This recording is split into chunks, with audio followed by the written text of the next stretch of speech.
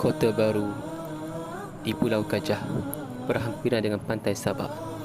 Di sini tersergam indah dengan keunikan dan kehalusan seni bina Melayu, sekaligus memukau setiap mata yang memandang. Masjid Ar-Rahman.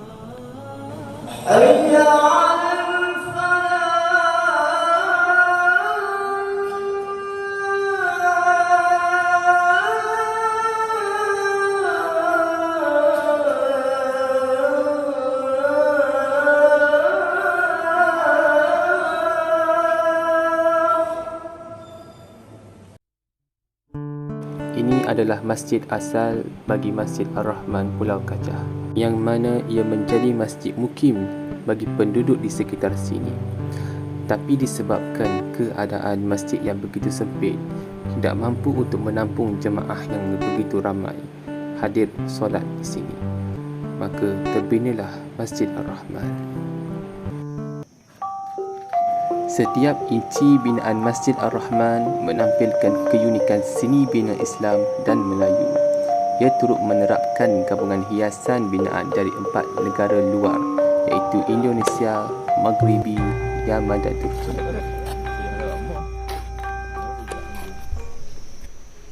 Antara tarikan utama Masjid Ar-Rahman ini adalah ukiran yang sungguh menarik lah.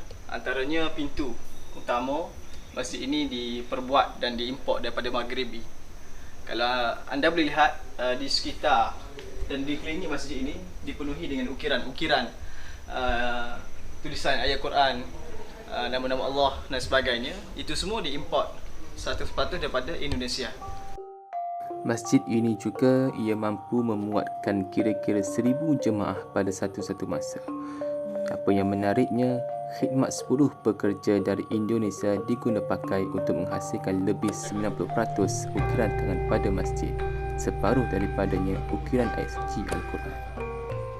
Dua tiang yang berada di sebelah saya ini adalah diperbuat daripada batang tamar, yang mana ia diimport daripada Maghribi, dan saya dapat mengetahui anggaran kos perbelanjaan untuk bawa dua batang tamar ni dalam RM150,000. Manakala yang pintu belakang saya ni adalah diimport daripada Arab Saudi, yang mana kita boleh tengok ukirannya ini dipenuhi dengan tulisan-tulisan bahasa Arab dan juga kalimah-kalimah Allah beserta dengan ayat suci Al-Quran. Masjid ini juga dikelilingi rimbunan pokok dan parit yang menghasilkan udara yang nyaman dan sejuk kepada masjid. Sudut pandangan atas memberi gambaran kepada kita seolah-olah masjid ini berada di sebuah pulau yang kecil.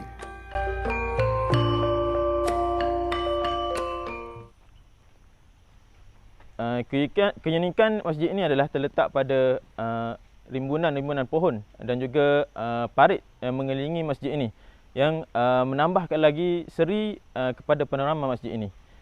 Tambah lagi, masjid ini juga kalau kita dapat lihat, di sekeliling masjid ini terdapat batu-batu yang diukir dengan ayat-ayat suci Al-Quran yang menambahkan lagi seri Masjid Abdul Rahman ini. Kami bertemu bual dengan Pak Cik Suhaimi yang merupakan Tok Siak di masjid ini untuk berkongsi sedikit mengenai Masjid Ar-Rahman. Pembinaan dia 2016. Kita buat 2 tahun siap. Lepas tu start pada 2018 sampai sekarang kita guna. 4 tahun lah. Demi individu seorang lah. Hasil sumbangan daripada individu. Sumbangan daripada perseorangan lah. Nama dia Datuk Wan Arif Wan Hamzah. Atau Kokoprak lah. Dia orang Kelantan lah. Dia orang Kelantan. Sebab apa yang pakcik jadi tarik untuk pergi? Dia sini dia banyak benda sebenarnya. Kita akan rasa mungkin keberkatan masjid satu. Okey. Kan ada tarikan nak bagi ke masjid kan, tengok masjid baru. Masjid yang apa? Agak unik lah. Kerana dia buat dari kayu satu batu lah. Habis kata bukan satu batu lah. Betul. Lepas tu kita nampak adanya apa ni? Nilai-nilai Islamik, nilai-nilai kemelayuan sebenar. Dari segi architecture lah. Architecture bangunan ni kebanyakannya kita tengok inilah peninggalan kehebatan orang Melayu zaman dulu. Keindahan ukiran-ukiran masjid ini menjadi tarikan kepada pengunjung di dalam maupun di luar Malaysia.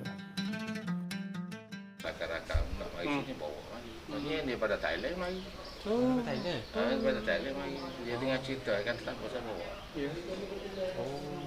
Mari rumah kan kata mungkin saya. Bawa mari. Dia suka lah dia tengok. Demikianlah keindahan masjid ini, dihiasi dengan pintu gerbang yang dibina daripada kayu cengkeh. Manakala gedung yang berada di sudut utama masjid ini, ia dibina dan diimport daripada Indonesia.